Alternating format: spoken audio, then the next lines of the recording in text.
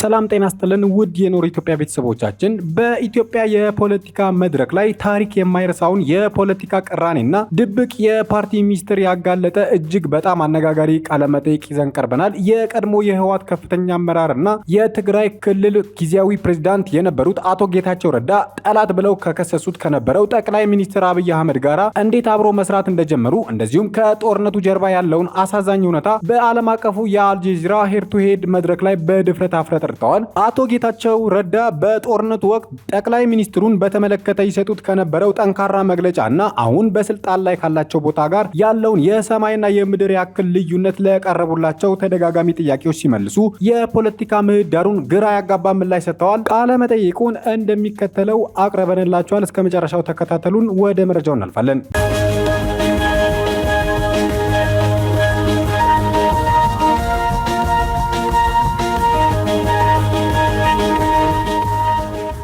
ጋዜጠኛው ማህዲን ሐሰን የቃለ መጠይቁን መድረክ የከፈቱበት በአስደንጋጭ ንጽጽር ነበር። ሲቀጥሉም እርሶ በቅርብ ጊዜ ውስጥ አለቃውን ጠቅላይ ሚኒስትር አብይ አህመድን አምባገነን፣ ብልጣብልጥ፣ ኢትዮጵያን እየበታተነ ያለና የዘር ማጥፋት ወንጀልን ወደ ጥበብ ደረጃ ያሸጋገረ ሲሉ ይከሱ ነበር። ዛሬ ግን የእርሳቸው አማካሪ ሆነው እየሰሩ ነው። ይህንን እንዴት ያዩታል? የሚል ቀጥተኛ ጥያቄ አቀረቡ። አቶ ጌታቸው ረዳ በምላሻቸው ይህንን አዲስ ምዕራፍ የፈጠረው የፕሪቶሪያው የሰላም ስምምነትና ጦርነትን የማስቆም አስፈላጊ መሆኑን ገልጸዋል። የሄዱበት መንገድ ግላዊ ፍላጎት ሳይሆን የትግራይን ሕዝብ ፍላጎት ለማስከበር የተደረገ የፖለቲካ ብልጠት ፕራግማቲዝም ነው ብለዋል። አዎ ከዚህ በፊት የተናገርኳቸው ብዙ ነገሮች አሉ። ነገር ግን የትግራይ ሕዝብ ካሁን በኋላ በህወሓት ያልተመራ አመራር ስህተት ምክንያት እንዳይሰቃይ ለማረጋገጥ መስራት ነበረብኝ። ለዚህም ሲባል የፌዴራል መንግስቱን አለመጥላትና አብሮ መስራት የግድ ነበር ብለዋል። ጋዜጠኛው በመቀጠል በጠላቶች መካከል ያለን የቤተሰብ ድራማን በመግለጥ የግል ህይወታቸው በመጥቀስ ጫናውን አጠነከረ። ሲቀጥልም ጠቅላይ ሚኒስትሩ መራው ባሉት ኃይል እህቶ ታፍና ታስራ ነበር። ዛሬ እህቶን ያስጠለፉ ኃይሎች መሪ አማካሪ የሆኑት የእህቶ ስሜት ምንድነው? የቤተሰብ እራት እንዴት ነው? በማለት ለቀረበላቸው ጥያቄ አቶ ጌታቸው ሲናገሩ ይህንን አስቸጋሪ ጥያቄ በከፍተኛ ጥንቃቄ ለመመለስ ሞከሩ። እህቴ በደረሰባት ስቃይ ህመሙ ይሰማታል። ነገር ግን እሷም ሆነች ሌሎች ትግራዋያን ከእንግዲህ በኋላ እንደዚያ ያለ ስቃይ እንዳይደርስባቸው በማድረግ እፎይታ እንደምታገኝ አምናለሁ ሲሉ አቋማቸውን አስረዱ። ጋዜጠኛውን በመቀጠል የዘር ማጥፋት ወንጀልና የኃላፊነት ብዥታን በማነጻጸር ጥያቄውን አቀረበ። አቶ ጌታቸው የጥያቄ ዋነኛ ማዕከል በሆነው የዘር ማጥፋት ወንጀል ክስ ላይ በድጋሚ ተጠየቁ።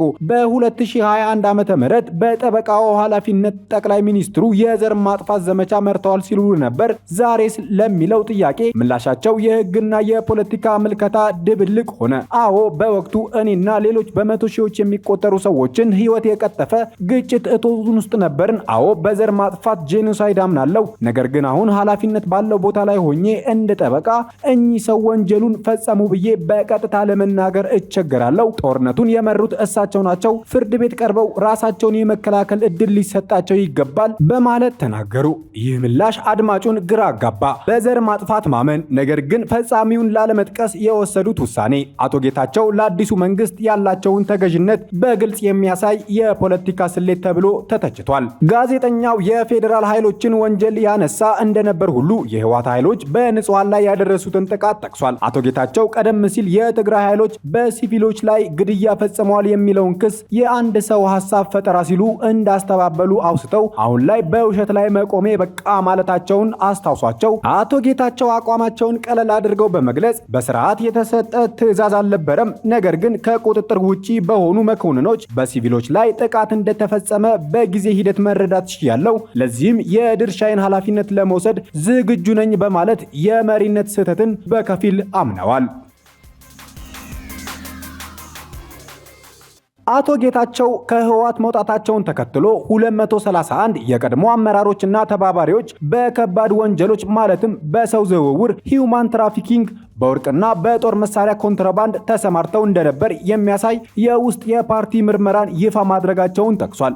ይህንን ዝርዝር ከዚህ ቀደም ለምን ደበቁት? ወንጀሉ ሲፈጸም እርስዎም በአመራር ላይ አልነበሩም ወይ ለሚለው ጥያቄ እኔ በወንጀል ውስጥ አልነበርኩም፣ ነገር ግን በፓርቲ ውስጥ የአንድነትን ቅርጽ ለመጠበቅ ሲባል ችግሩን ታግሼ ቆይቻለሁ የሚል ምላሽ ሰጥተዋል። ጋዜጠኛው የጌታቸው ረዳን ተለዋዋጭነት ለማጉላት ቀደም ሲል ጠቅላይ ሚኒስትሩን የሐሰት ንጉሠ ነገሥትና የጦርነት ፈላጊ ሲሉ መክሰሳቸውን አስታውሷቸው በተጨማሪም ጠቅላይ ሚኒስትሩ የጻፉትን መደመር የተሰኘ መጽሐፍ ቀደም ሲል ትርጉም የለሽ ሲሉ ከተዋል። አሁን ደግሞ ትልቅ ራዕይ ያለው ሰነድ እያሉ መጥቀሳቸው ተጠቁሟቸዋል። የጌታቸው ረዳ ምላሽ ከግላዊ እድገት ጋር የተያያዘ ነበር። አሁን ላይ አድግ ያለው I have grown up ባለፉት 5 ዓመታት እንደበሰልኩ አምናለሁ። ያኔ የተጠቀመባቸው ከነበሩት ጠራርገው የሚወሰዱ ስዊፒንግ የአነጋገር ዘይቤዎች ተቆጥቤያለሁ ሲሉ አቋማቸውን በግል የብስለት ለውጥ ለማስረዳት ሞክረዋል። የኢትዮጵያ መንግስት የታሪክ ስህተት የተባለውን የቀይ ባህር መዳረሻ ጉዳይ ማስተካከል የሚል መግለጫ መስጠቱን ተከትሎ በኢትዮጵያና ኤርትራ መካከል አዲስ ግጭት ሊቀሰቀስ ይችላል የሚለውን ስጋት በስፋት ተንጸባርቋል። አቶ ጌታቸው ግን ከዚህ የፖለቲካ ንግግር በተቃራኒ በቅርብ ጊዜ ውስጥ ጦርነት ይነሳል የሚል እምነት የለኝም ሲሉ አጣጥለውታል። ለማመን የሚያስችል ምንም አሳማኝ ማስረጃ የለም።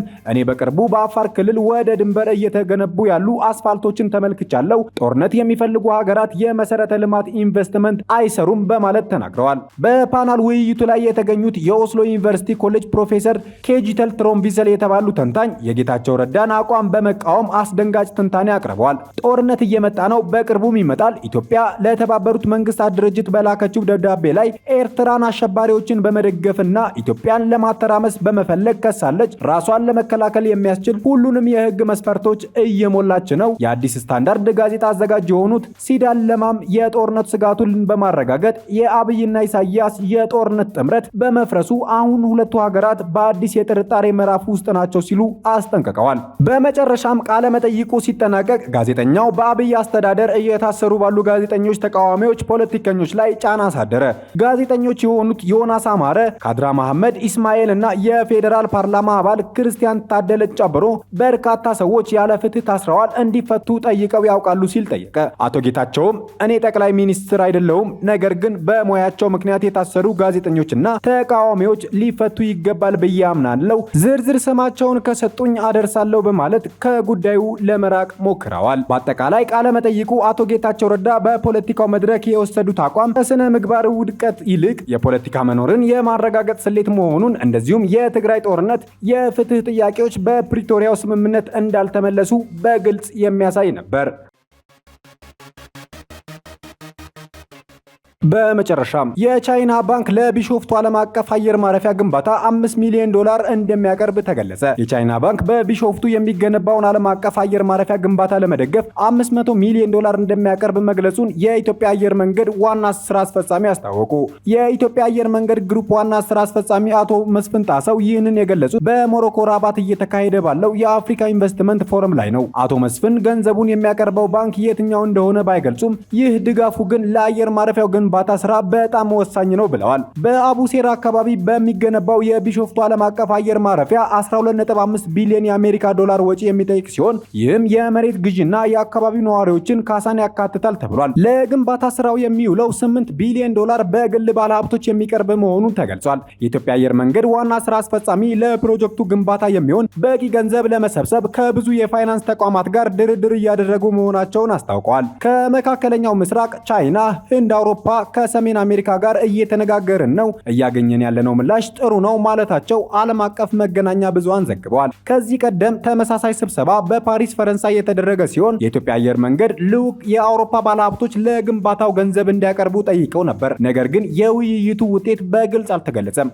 አቶ መስፍን የተቋሙን ትርፋማነት የገንዘብ ድጋፍ ማድረግ ለሚችሉ ባለሀብቶች አስረድተዋል ተብሏል። የውጭ ምንዛሪ እጥረት አይኖርብንም ያሉት ዋና ስራ አስፈጻሚው ከ90% በላይ ገቢያችን የምናገኘው በውጭ ምንዛሪ ነው፣ ስለዚህ የምንዛሪ ለውጥ የሚጎዳን አይደለም በማለት ተጨማሪ ገለጻ ሰጥተዋል። የኢትዮጵያ አየር መንገድ በ2029 ሲጠናቀቅ የአፍሪካ ትልቁ አውሮፕላን ማረፊያ እንደሚሆን ለሚጠበቀው አዲሱ አውሮፕላን ማረፊያ ግንባታ ከሚፈለገው $10 ቢሊዮን ወጪ 20% የሚሆነውን እንደሚያቀርብና ቀሪው ደግሞ ከሌሎች አበዳሪዎች እንደሚያገኝ አስታውቋል። ባሳለፍነው ነሐሴ ወር የአፍሪካ ልማት ባንክ $500 ሚሊዮን ድጋፍ እንደሚያደርግ ማስታወቁ ይታወሳል። በሁለት ምዕራፍ የሚገነባ አየር ማረፊያው የመጀመሪያው ሲጠናቀቅ በዓመት 60 ሚሊዮን መንገደኞችን የሚያስተናግድ ሲሆን በሙሉ አቅም ወደ ስራ ሲገባ ደግሞ ቁጥሩ ወደ 110 ሚሊዮን ከፍ እንደሚል ዘገባዎች ያመላክታሉ።